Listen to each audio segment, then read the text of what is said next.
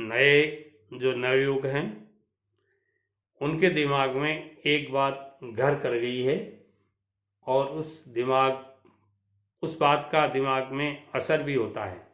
क्यों होता है कि उन्होंने नौकरी के इंतज़ार में अपनी उम्र को 40 साल तक कर लिया है। 40 साल बाद उनको समझ में आई है कि अपने जो पिछले 20 साल पहले अपन नौकरी लग सकते थे, प्राइवेट नौकरी लग सकते थे, गवर्नमेंट नौकरी लग सकते थे या कोई जॉब कर सकते थे, उसमें सफल नहीं हुए। अब अपने पास उम्र का तकाजा आ गया, 40 साल के हो गए, 60 साल तक ही आदमी कमा सकता है, उसके बाद में उम्र दराज हो जाता है। तो ऐसी स्थिति में उसके दिमाग में एक ही बात आती है कि ज़्यादा से ज़्यादा पैसा कैसे कमाएं। कुछ लोगों के सवाल होते हैं कि सर गवर्नमेंट जॉब में अच्छा पैसा है। मानता हूँ, गवर्नमेंट जॉब एक स्थिर जॉब होती है।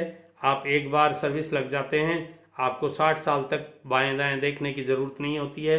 एक निश्चित रूप से आपकी जो आय होती है वो मिलती है और आप एक सेटिस्फाइड जीवन जी सकते हैं। मगर प्राइवेट जॉब में भी लोग अच्छा पैसा कमाते हैं।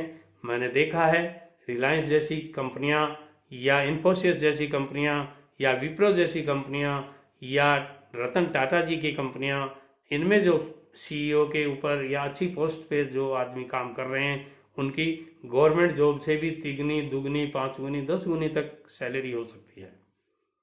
कुछ प्राइवेट जॉब देने वाली कंपनियां ऐसी होती हैं जो आपका घर परिवार चला सकती हैं, आपको इतना सा पैसा देती हैं जिससे आपका परिवार आराम से चलता रहे। मगर बहुत सारा पैसा यदि आप कमाना चाहते हैं तो कुछ अच्छे धंधे आपको करने पड़ते हैं।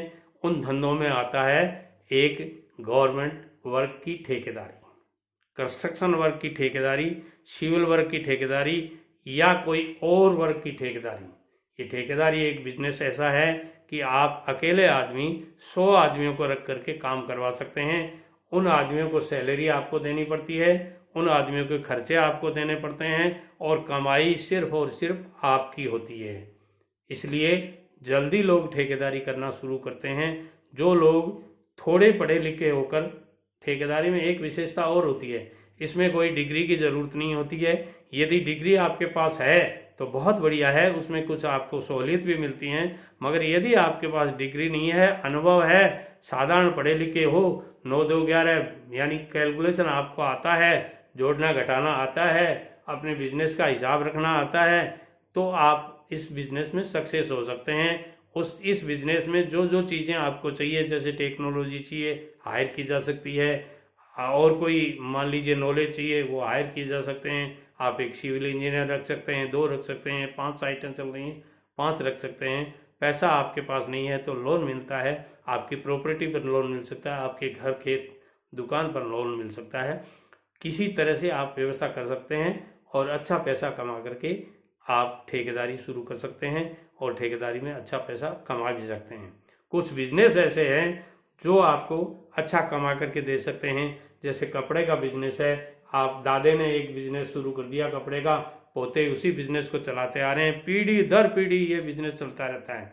और इस बिजनेस की एक खासियत और है, जिस आदमी के पैर एक दिन उस दुकान पे पड़ गए और ग्राहक और दुकानदार दोनों का मैचिंग बैठ गई तो वो पीढ़ी दर पीढ़ी उनकी दुकान का ग्राहक बना रहता है। कपड़ा कहाँ से लाना है, बोले जुगल जी की दुकान से लाना है। चाहे जुगल जी है नहीं है, किसका नाम जुगल जी था 99% को पता नहीं होता है, मगर दुकान वहीं जाना है, पूछते पूछते जाएंगे फलां जी की दुकान कौन सी है। ये इस बिजनेस की विशेषता है।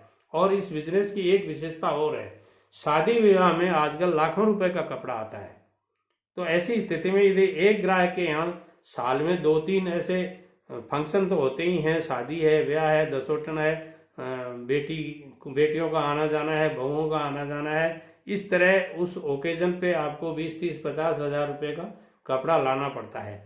तो इसकी सेल भी बहुत अच्छी होती है और रिटेल सेल तो इतनी हो ही जाती है, डेली की जो डेली के खर्चे निकालने में तो आपकी रिटेल की सेल है वो सफिशेंट होती है।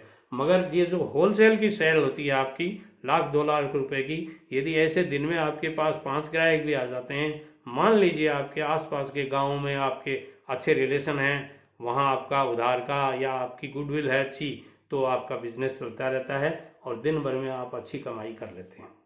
ये कपड़े के बिजनेस की बात होगी। कुछ बिजनेस और ऐसे हैं, जैसे हार्डवेयर का बिजनेस है, ये भी बहुत कमाई देने वाला बिजनेस है।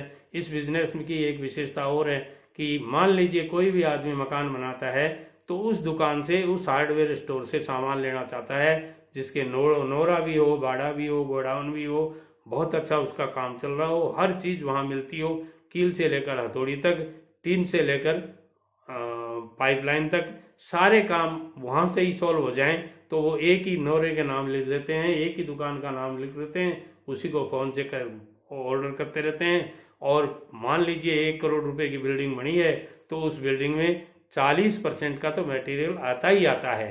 तो 40 लाख की सेल यदि एक बिल्डिंग बनने में एक आदमी के द्वारा मिल जाती है किसी को, तो और क्या चाहिए। तो ये बिजनेस भी बहुत अच्छा बिजनेस है। बस शर्त एक ही है कि आपके पास सारी चीजें होनी चाहिए, बड़ा बिजनेस होना चाहिए आपको। हाँ, ये बिजनेस छोटे लोग जो कम पूंजी के धनी हैं वो भी करते हैं, मगर यदि आप बड़े बिजनेस इसमें स्थापित कर लेते हैं, टायर से लेके मान लीजिए सारी ईंट है, गाटर है, चौका है, पट्टी है, आरसीसी का सामान है, सरिया है, ग्रिट है, कंक्रीट है, सीमेंट है, ये सारी चीजें आप रखते हैं तो आपका बिजनेस भी बहुत अच्छा चल सकता है। अब ज़्यादा से ज़्यादा पैसा कमाने के लिए यदि आप चाहते हैं, नौकरी से मान लीजिए आपकी नौकरी का टाइम निकल गया, तो इनमें से तीनों में से एक धंधा कोई भी कर लीजिए। पैसा आपके पास नहीं है तो लोन ले लीजिए या थोड़े रूप में कर लीजिए, जितना आपके पास में पैसा है उतने रुपयों से अपना बिजनेस शुरू कर लीजिए। हाँ, बिजनेस का नॉलेज आपको होना चाहिए। कुछ बातें ऐसी हैं जो मैं नहीं बता पाया हूँ, आपके दिमाग में आए कमेंट करके आप मुझे पूछ सकते हैं, मैं भरसक प्रयत्न करूंगा आपके हर कमेंट का जवाब देने की। नमस्कार।